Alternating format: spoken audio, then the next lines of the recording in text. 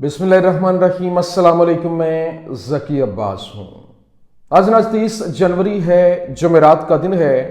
और जंगबंदी के बाद कैदियों के तबादले का आज तीसरा फेज था, जिसमें इजरायली 3 कैदी जो हैं उनको रिलीज किया जाना था और उनके बदले में 110 कैदी जो हैं वो इजराइल की जानिब से फलस्तीनी कैदियों को रिहा किया जाना था। लेकिन आज जब फलस्तीनी मज़ाहमत की जानिब से वो 3 कैदी रिलीज किए गए, बड़ी प्रोटेक्शन के साथ वो रेड क्रॉस के हवाले उन्हें किया गया, जिसके बाद ये तवक्को की जा रही थी कि शाम 5 बजे तक वो जो एक्सचेंज प्रोग्राम है वो फाइनल हो जाएगा और 110 जो कैदी हैं वो वापस अपने घरों को लौट आएंगे, क्योंकि उनकी फैमिलीज बड़ा बेसब्री के साथ उनसे मिलने का इंतजार कर रही हैं। लेकिन अचानक से यहां पर धोखा हुआ और बाकायदा तौर पर यह ऐलान किया गया कि वो नहीं छोड़ेंगे, जो 110 कैदी हैं उनको वो रिलीज नहीं करने जा रहे। इसके पीछे क्या गेम है और ये क्यों इस तरह का स्टेप लिया गया अचानक से, जो कि बड़ा एक स्मूथ प्रोसेस चल रहा था और यूं कह लें कि वो जो तबादला हो रहा था, वो जंगबंदी का फेज बड़ा जबरदस्त तरीके से आगे बढ़ रहा था। जो यहूद अरबेल, जो एक खातून जिसको रिलीज करने के लिए इन्होंने स्पेशल रिक्वेस्ट की थी, उसकी जानिब से जो वीडियो भी रिलीज की गई थी, उसने कहा था कि मैं रिक्वेस्ट करती हूं नेतन्याहू से, मैं रिक्वेस्ट करती हूं आर्मी चीफ से, मैं रिक्वेस्ट करती हूं ट्रंप से कि वो इस फेज को, इन जो तबादले के माहदे को मुकम्मल करें और पुरअमन तरीके से पाया तकमील तक पहुंचाए, ताकि हमारे कैदी भी वापस पहुंच सकें और उनके कैदी भी वापस पहुंच सकें। लेकिन यहां पर यह धोखा क्यों दिया गया, ये जंगी कैदियों को वापस करने से क्यों इनकार किया गया, इसके पीछे क्या स्टोरी है, बड़ी अहम ये खबर है, ये आपके सामने रखना है। और फिर ईरान की जानिब से एक तगड़ा सरप्राइज दिया गया और 8 पॉइंट्स को यकमुश्त निशाना बनाने वाला और फिर 4000 किलोमीटर तक मार करने वाला जो जंगी ड्रोन है वो लॉन्च कर दिया गया। वो जनाबे वाला तैयार करते हुए ईरानी फौज ने अपनी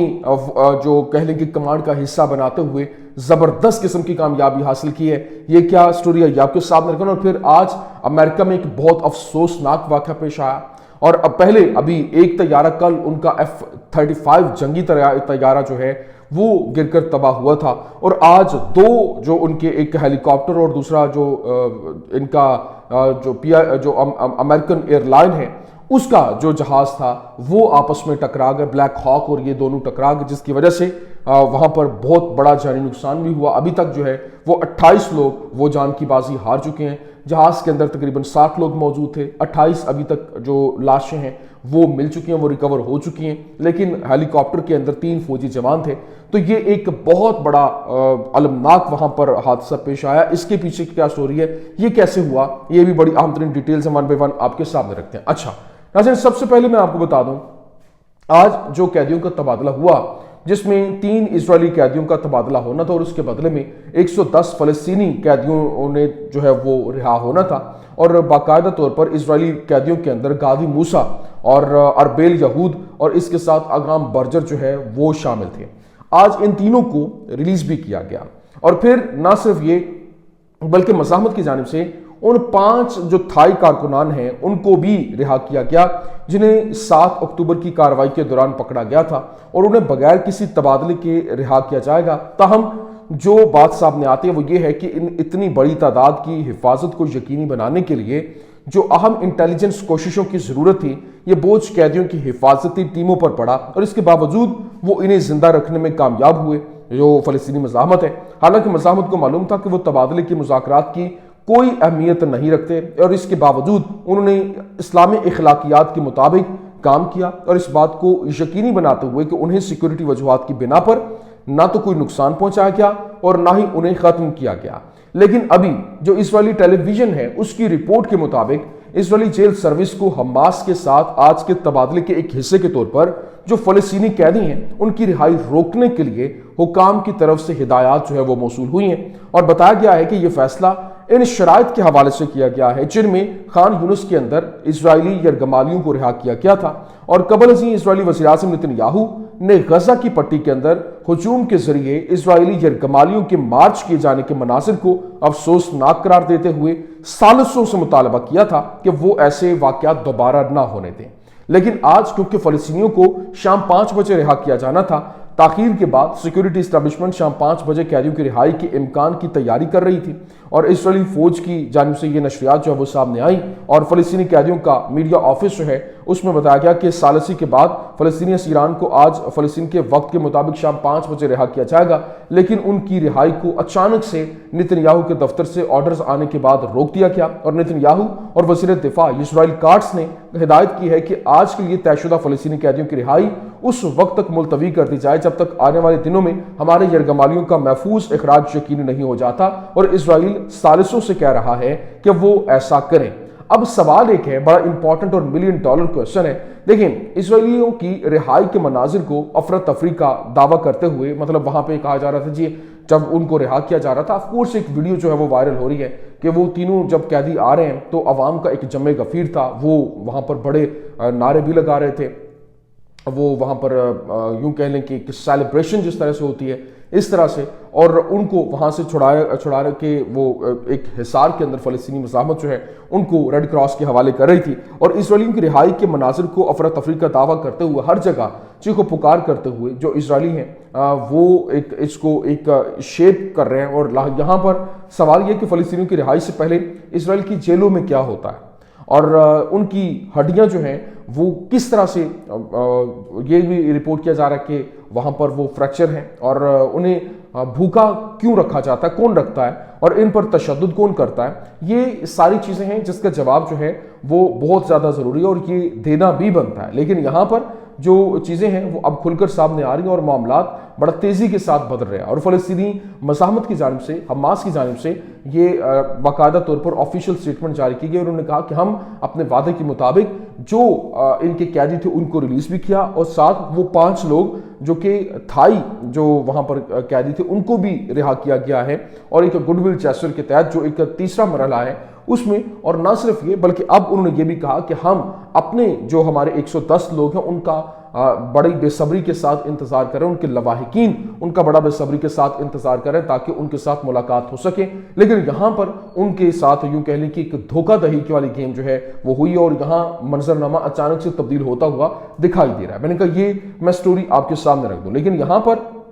جو سینیریو ہے وہ ایک اور بڑا امپورٹنٹ ہے، کیونکہ غزہ کی پٹی میں جنگ بندی کے حوالے سے جو انسانی ہمدردی کے پروٹوکول میں 600 ٹرک روزانہ کی شرح سے کافی انسانی اور امدادی جو سامان ہے، امداد ہے، اس کے ساتھ ساتھ ایندھن کے داخلے کی شرط رکھی گئی ہے، اور اس مرحلے میں اس میں غزہ کے اندر 60,000 کارواں اور 2 لاکھ خیموں کے داخلے کا بھی مطالبہ کیا گیا ہے تاکہ بے گھر جو باشندے ہیں ان کو رہائش فراہم کی جا سکے۔ اس کے علاوہ بنیادی ڈھانچے کی دیکھ بھال اور پاور پلانٹ کی مرمت کے لیے شہری دفاع کے آلات اور سامان کے داخلے کی اجازت بھی دی جائے۔ غزہ پر انسانی ہمدردی کا پروٹوکول بین الاقوامی انسانی قانون کے مطابق کام کرنے کے لیے متعلقہ فریقین کے عزم کی تصدیق بھی کرتا ہے، اور انسانی ہمدردی کے پروٹوکول میں یہ شرط رکھی گئی ہے کہ ضمانت دہندگان جنگ بندی کے دوران اس کے نفاذ کی نگرانی کے لیے باقاعدہ میٹنگ کریں گے، اور انسانی ہمدردی کا پروٹوکول اس بات کی تصدیق بھی کرتا ہے کہ فریقین 27 مئی 2024 کے معاہدے کی ضروریات کو پورا کرنے کے لیے ہر ممکن کوشش کرنے کے لیے پرعزم رہیں گے۔ تو یہ ان کی جانب سے ایک رپورٹ جو ہے وہ کیا جا رہا ہے، لیکن دوسری جانب اس وقت جو ایرانی فوج کو 8 بوم لے جانے اور 4000 کلومیٹر تک پرواز کرنے والے ڈرون جو ہے وہ مل گئے،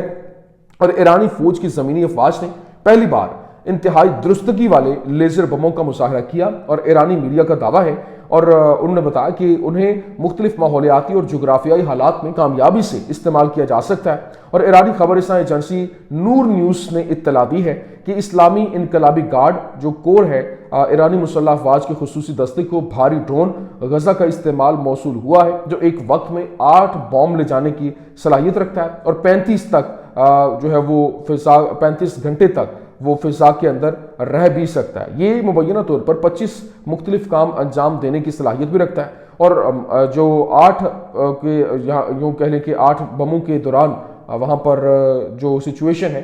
وہ دیکھی گئی، اور مشق کے دوران اس ڈرون نے ایک ہی پرواز میں 8 بموں سے اہداف کو نشانہ بنا اور کامیابی سے واپس اپنے اڈے پر بھی پہنچا، اور اس ڈرون کی رینج 4000 کلومیٹر جو ہے وہ بتائی جا رہی ہے۔ میں نے کہا یہ تمام تر ڈیٹیلز میں آپ کے سامنے رکھتا ہوں، لیکن دوسری جانب اس وقت جو بڑی خبر یہ ہے کہ American airline flight number 5342 جو وہاں واشنگٹن ڈی سی کے قریب جو وہاں بلیک ہاک ہیلی کاپٹر تھا اس کے ساتھ وہ ٹکرا گیا،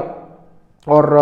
نہ صرف یہ بلکہ جو یہ ہیلی کاپٹر تھا یوں کہہ لیں کہ جب اس کے ساتھ ٹکرایا تو ظاہر سی بات ہے یہ کریش کر گیا، اور کریش کرنے کے بعد جو خبریں سامنے آ رہی ہیں کہ تقریباً جو 60 کے قریب افراد جو ہیں وہ وہاں پر اس جو امریکی ایئر لائن ہے اس کے اندر موجود تھے، اس فلائٹ کے اندر موجود تھے، اور 3 سے 5 کے قریب جو ہیلی کاپٹر کے اندر موجود تھے۔ تو جو 60 ہیں ان میں سے تقریباً ابھی تک 28 لوگوں کی جو باڈیز ہیں وہ ریکور کی گئی ہیں، یہ رپورٹ کیا جا رہا ہے، اسپرنٹر آبزرور رپورٹ کر رہا ہے۔ The bodies of 28 people killed in a plane crash have been recovered. The Washington fire chief said there were 27 dead on the plane and other in the helicopter. American rescuers believe there are no survivors in the plane crash. ایک افسوسناک خبر جو یہ ایک ایسا دل دہلا دینے والا واقعہ ہے، اور اس کے لیے تحقیقات جو ہے وہ بھی شروع ہو گئی ہیں کہ آخر یہ ہوا کیوں، کیونکہ ابھی 27 لوگ جو ہے 28 لوگ پہلے ان کی ڈیڈ باڈی کے حوالے سے ریکوری کے حوالے سے خبر رپورٹ کی جا رہی ہے، اور ساتھ میں یہ بھی بتایا جا رہا ہے کہ جو لوگ مرے ہیں جو جان سے گئے ہیں وہ ہیلی کاپٹر کے اندر بھی وہ موجود جو تھے وہ بھی نشانہ بنے، اور دوسرا جو جہاز ہے اس کے بھی وہ نشانہ بنے، اور امریکی ریسکیور جو ہیں وہ یہ کہہ رہے ہیں کہ ان کو نہیں لگ رہا کہ کوئی ایسا ہوگا جو زندہ بچا ہوگا جس طرح کا یہ حادثہ ہوا ہے۔ تو اس کے لیے ابھی گزشتہ روز F-35 جو امریکی طیارہ ہے وہ گر کر تباہ ہوا، اور اس کے اوپر جو الزام جو ہے وہ عائد کیا جا رہا تھا کہ یہ جو چائنا کی جانب سے یہ کارروائی عمل میں لائی گئی، EMP ٹیکنالوجی کا استعمال کیا گیا، لیکن ابھی یہ اس واقعے کو، اس حادثے کو لے کر جو ٹرمپ ہے اس کی جانب سے احکامات جاری کیا گیا فی الفور تحقیقات کے حوالے سے، کیونکہ جو ہی ٹرمپ آیا اس کے بعد ایک چین جو چل پڑی ہے، اور حادثات جو ہے وہ اس طرح سے رونما ہو رہے ہیں۔ پہلے جس طریقے سے جب ڈونلڈ ٹرمپ آتا ہے اور اس کے فی الفور بعد جو وہاں پر ڈیپ سیک جو ہے وہ ایک بہت زبردست قسم کا ان کے مارکیٹ کریش کر جانا، اور پھر اس کے بعد کل F-35 جو ہے وہ طیارہ گر جانا، پھر آج یہ جہاز کا تباہ ہو جانا، یہ ایک چین ایسی ہے جس کو لے کر ڈونلڈ ٹرمپ نے کہا کہ اس کے اوپر تحقیقات کی جائیں، اگر کوئی اس کے اندر ملوث پایا گیا تو اس کے خلاف کارروائی کی جائے گی، اور یہ بالکل بھی سپیئر نہیں کیا جائے گا۔ تو یہ چیزیں ہیں، یہ کچھ اہم ترین اپڈیٹس میں ان کا میں آپ کے سامنے رکھ دوں۔ امید کرتے ہیں ویڈیو آپ کو پسند آئی ہوگی، پسند آنے کی صورت میں لائک کیجیے، شیئر کیجیے، اور ہمارے چینل کو سبسکرائب کرنا مت بھولیے گا۔ شکریہ۔